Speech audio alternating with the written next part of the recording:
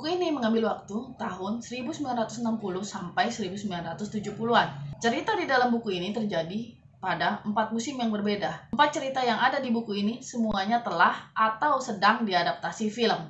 Selamat siang semua, selamat datang di kelas buku. Nama saya Ria dan kali ini saya akan membahas buku Different Season karya Stephen King.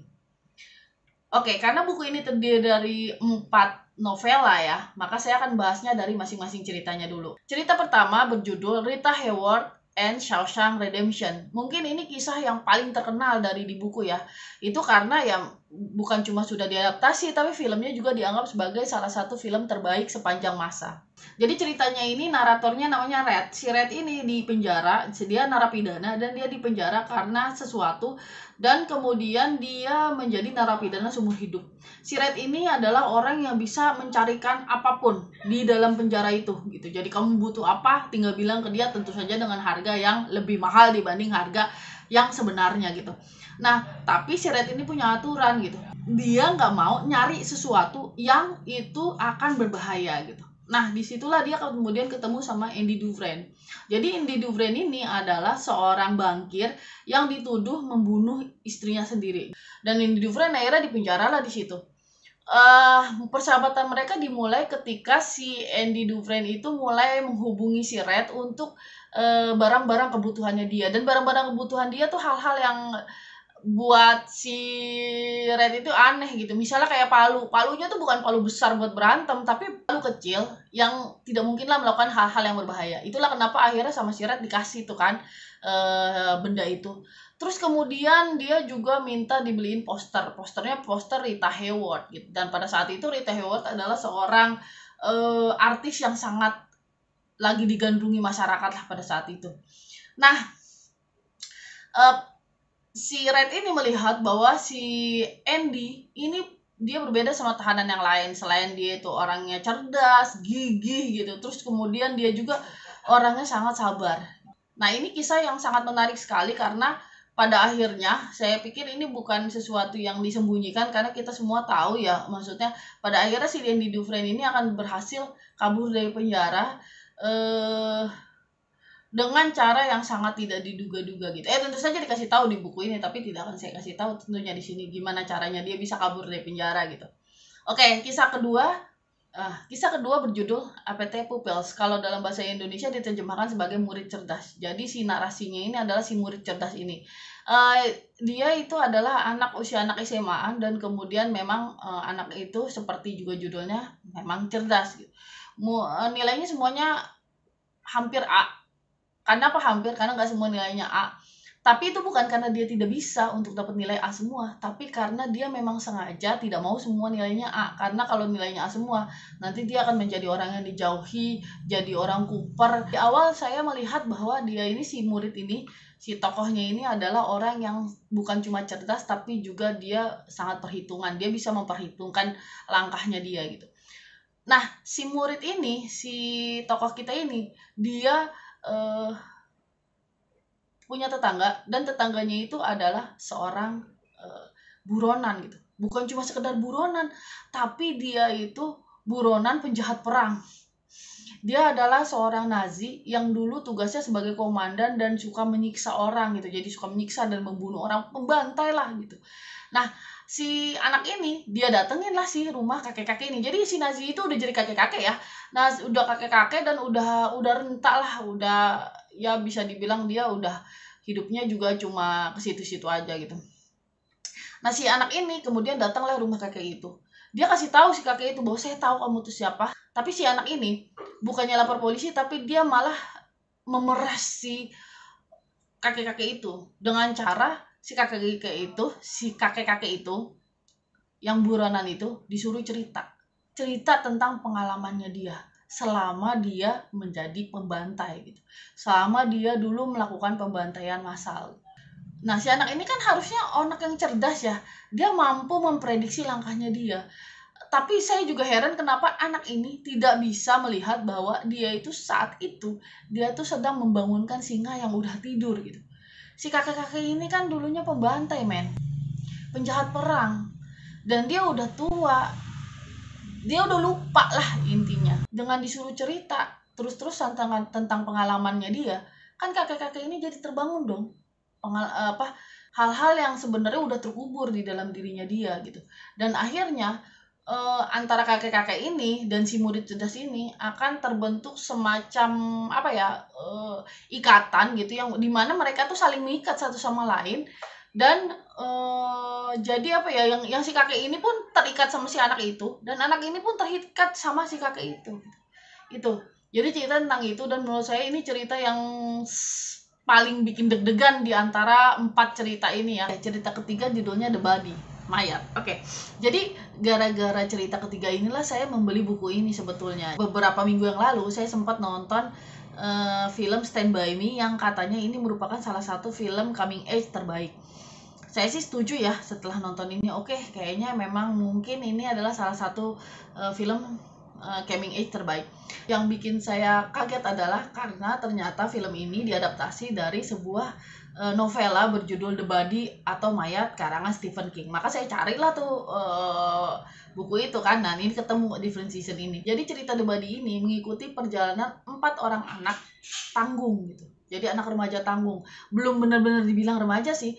Anak pertama namanya Gordy. Ini adalah dia narator dari cerita. Jadi Gordy ini adalah anak kedua dari 2 bersaudara. Kakaknya itu atlet, pokoknya anak kebanggaan orang tuanya. Dan kakaknya ini udah meninggal gitu. Jadi orang tuanya itu nggak move on. Bahkan saking sedihnya anak pertamanya meninggal, sampai orang tuanya itu lupa kalau mereka tuh punya anak kedua, yaitu si Gordy ini. Jadi Gordy tuh kayak nggak dipeduliin banget, sampai dia tuh pernah di cerita ini ya, dia pergi 2 hari kan di cerita ini. Tapi orang tuanya tuh kayak nggak nyadar gitu. Kok nyadar paling cuma oh ya udah nanti di ini gitu, udah gitu. Nah, oke, ini anak yang pertama, Gordy. Udah gedenya si Gordy ini yang akan menjadi seorang penulis yang terkenal. Anak yang kedua namanya Chris. Nah, Chris ini adalah tipikal anak-anak dari keluarga yang aut-autan di Amerika. Jadi bayangin, ini orang tuanya, bapaknya itu suka mabok. Dan kalau mabok suka mukulin anaknya.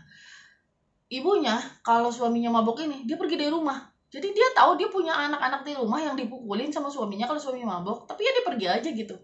Si Chris ini sendiri pun suka dipukulin, bukan cuma dari sama bapaknya, tapi juga sama kakaknya. Tapi si Chris ini nggak pernah sekalipun ngadu-ngaduin gitu loh. Misalnya walaupun dia udah masuk rumah sakit dan orang-orang nanya, ini kenapa kamu bisa seperti ini, dia keadaan seperti itu pun dia bertahan dengan ceritanya bahwa dia jatuh dari tangga. Si Chris ini bukan cuma ribet di rumah, tapi ribet juga di sekolah karena keluarganya aut-autan. Jadi kayak orang-orang di sekolah, gurunya itu selalu mengasumsikan kalau dia tuh jadi juga anak nakal gitu. Jadi kalau misalnya ada apa-apa nih, misalnya ada uang yang hilang di sekolah, si Chris yang dituduh. Pokoknya apa-apa si Chris lah yang dituduh. Anak ketiga namanya Teddy. Mungkin anak yang paling aneh ya di sini. Dia itu secara tampilan udah kayak kutu buku. Kacamatanya tebal. Kalau kacamata dilepas, nggak bisa ngeliat apa-apa. Terus udah gitu si Teddy itu telinganya itu kayak bekas kebakar gitu loh, kayak bekas kebakar, walaupun dia sih nggak tuli ya, cuma telinganya aja bekas kebakar. Jadi bapaknya dulu itu bapaknya lebih parah daripada bapaknya Chris. Pada suatu hari bapaknya Teddy itu masukin kepala anaknya ke oven, bayangin. Jadi dia sampai telinganya kebakar begitu. Tapi walaupun kayak begitu, Teddy itu sangat kagum sama bapaknya dan dia pengen jadi bapaknya. Udah gedenya dia pengen jadi bapaknya, dia pengen masuk militer seperti bapaknya, pokoknya dia sangat mengidolakan bapaknya. Si Teddy ini kalau misalnya dia marah, dia akan ngamuk dan dia tidak bisa mengendalikan dirinya sendiri. Keempat namanya Fern. Nah, si Fern inilah yang bikin mereka berempat itu punya petualangan ini gitu. Jadi si Fern itu pada suatu hari dengar cerita kakaknya sama teman-temannya tentang anak yang hilang. Jadi ada anak hilang, anak ini nggak tahu lah di mana gitu. Nah, si kakaknya dan teman-teman kakaknya itu ngasih tahu bahwa oh, anak itu ada tuh di sini nih gitu, di suatu tempat yang memang cukup terpencil juga, nggak di pinggir jalan, dan anak itu sudah dalam keadaan mati gitu. Jadi hanya ditemukan mayatnya aja. Nah, teman-teman si kakaknya itu nggak bisa lapor polisi. Kenapa? Karena kalau mereka lapor polisi, mereka harus memberitahu polisi kenapa mereka ada di situ gitu. Dan alasan mereka ada di situ tentu saja akan membuka hal yang lain lagi, dan mereka nggak mau. Akhirnya si Fern itu bilang sama teman-temannya, mumpung kita masih libur nih, ayo kita cari gitu. Maksudnya kita ke sono yuk gitu. Kita lihat mayatnya gitu. Terus udah gitu mereka tuh ya ayo aja gitu jalan kaki. Mereka pergi, bayangin jalan kaki, dan mereka harus nginep di tengah jalan, dan perjalanan itulah yang kemudian menjadi petualangan yang bisa dibilang petualangan seumur hidup lah, yang akan dikenang dan akan mendefinisikan seperti apa sih kemudian masa depan mereka masing-masing gitu. Oke, cerita yang keempat judulnya Metode Bernafas. Nah, ini adalah satu-satunya cerita di buku ini yang belum diadaptasi film, atau lebih tepatnya sedang diadaptasi, belum selesai. Prosesnya lagi berlangsung. Oke, dan ini juga adalah satu-satunya cerita horor kalau menurut si penulisnya. Metode Bernafas ini bercerita tentang seorang dokter tua yang dia itu punya pengalaman yang sangat aneh. Dan pengalaman yang sangat aneh ini berkaitan dengan metode bernafas yang dia sudah ajarkan kepada seorang perempuan.